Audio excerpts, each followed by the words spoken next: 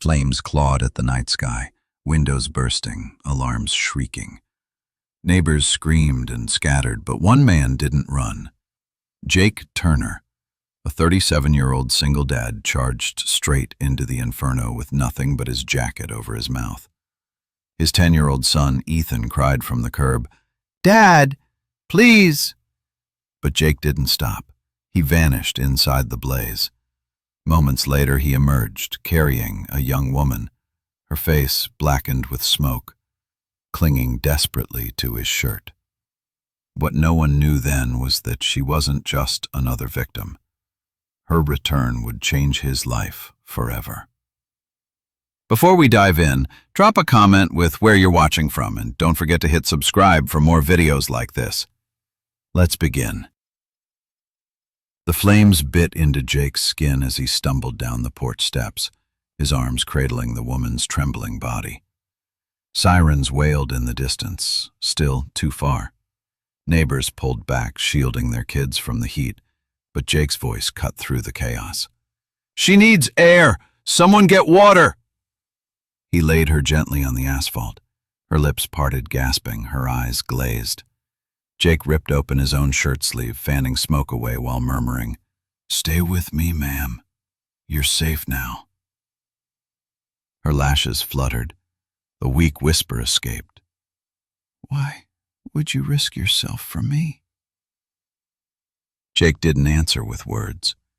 He pressed her soot-stained hand into his palm, steady and firm, as if lending her his strength. Ethan rushed to his father's side, clutching his arm. "Dad, she's alive, right?" Jake forced a smile, though his lungs burned. "She's tougher than the fire, son. She'll make it." Firefighters stormed in, drenching the house with torrents of water, but the woman's focus never left Jake. She stared at the stranger who refused to let her go, even when the world told him to step aside. When the ambulance pulled away, Ethan tugged his father's sleeve again. "Dad, you didn't even ask her name." Jake ruffled his son's hair, still shaking from adrenaline. "Some things don't need a name. Doing the right thing is enough."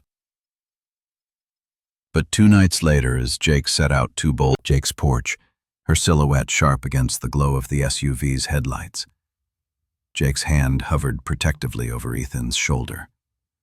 The men in black suits scanned the quiet street with precision, one murmuring into an earpiece as if danger lurked even in the shadows of a suburban cul-de-sac. Ethan whispered, "Dad, are they soldiers?"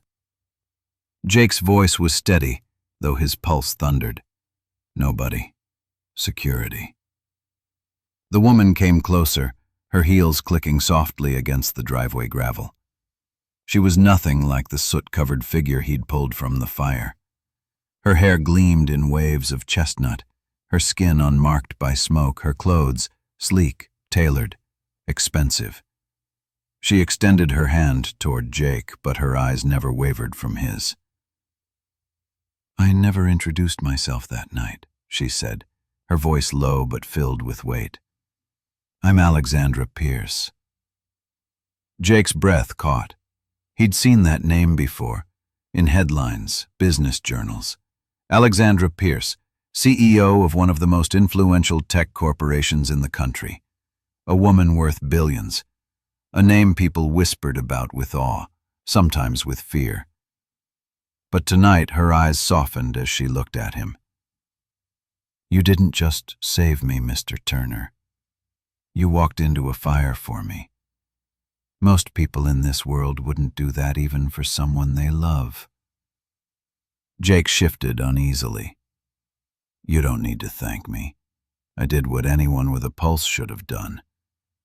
Alexandra tilted her head, studying him. "Then why did no one else move that night? Why was it only you?"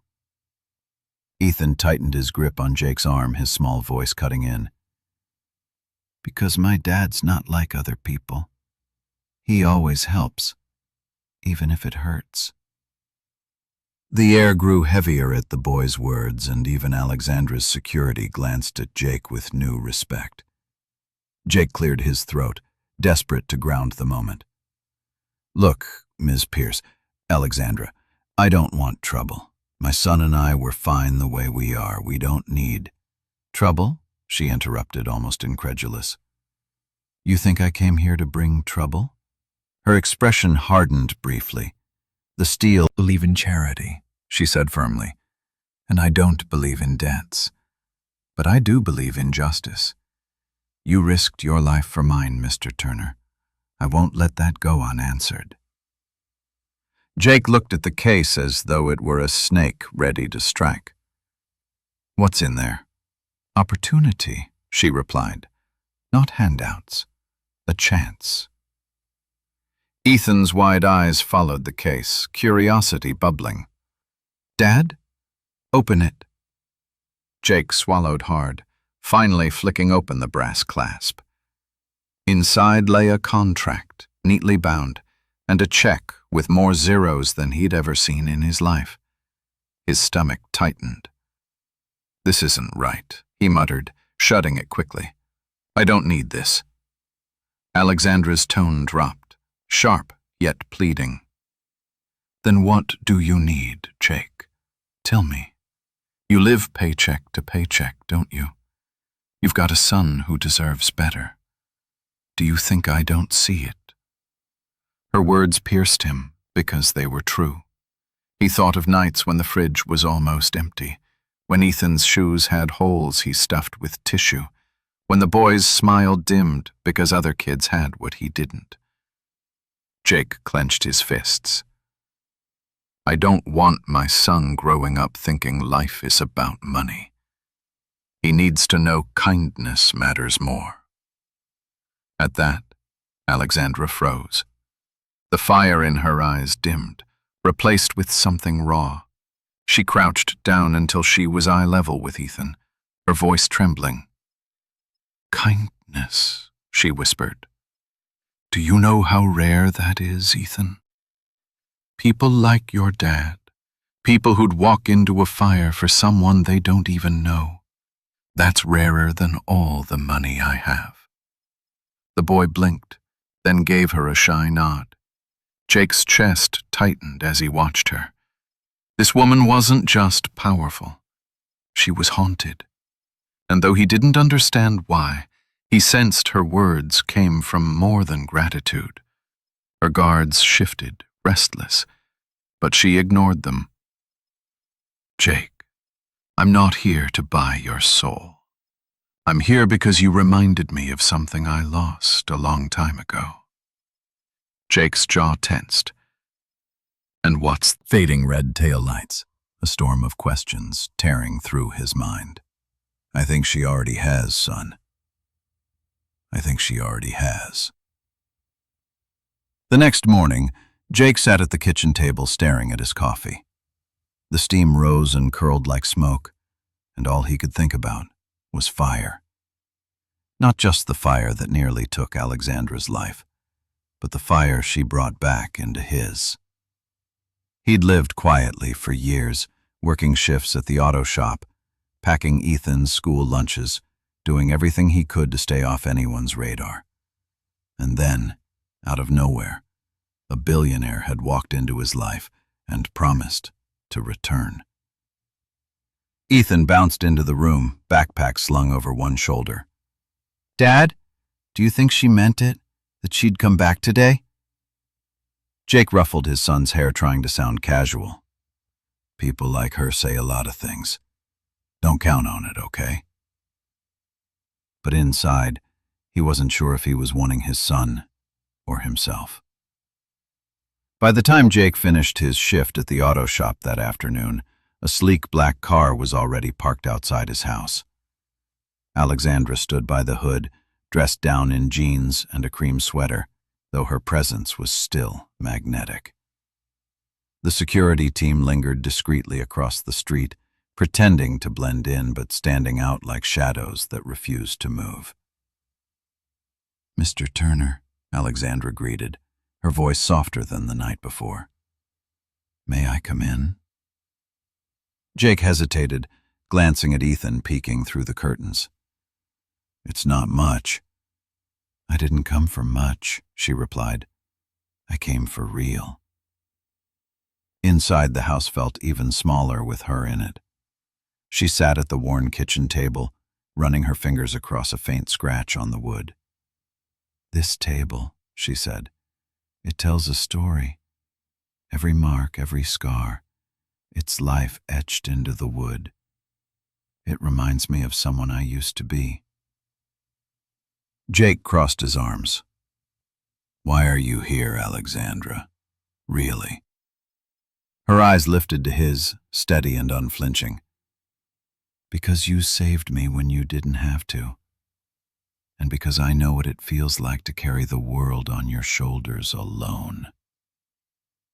Alexandra said, "For a new safety system.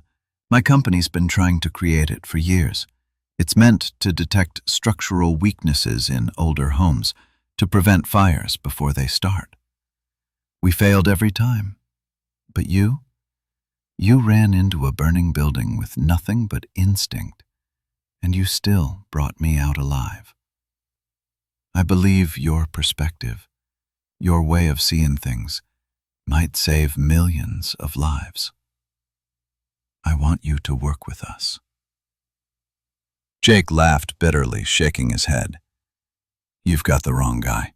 I fix cars. I patch roofs when they leak. I'm not an engineer." Her gaze was unwavering. "You're a man who acts when everyone else freezes. Do you know how rare that is in boardrooms? You can't teach that. You live it." Ethan tugged at Jake's sleeve, whispering, "Dad, you could help people, like you helped her." Jake looked between his son and Alexandra. His hands trembled slightly. For so long his world had been about survival, pay the bills, keep food on the table, make sure Ethan grew up safe. Could he really step into hers? "Why me?" he asked, his voice low. Alexandra's expression darkened, shadows flickering in her eyes. "Because I know what it's like to lose everything to fire." She inhaled sharply. "When I was 12, my family's house burned down. My father died trying to pull me out. I've lived every day since with the guilt of surviving. That's why I built my company, to control what I couldn't back then, to stop people from facing the same fate." Her voice trembled now, the wall around her cracking. "When you carried me out of those flames, it felt like my father had reached through time to save me again. And I can't ignore that." The kitchen was silent. Even Ethan, wide-eyed, didn't speak. Jake finally sat down across from her, his voice hoarse. "If I do this, it's not for money. It's for him." He glanced at his son. "For his future. For the chance that one day he's coming back for him."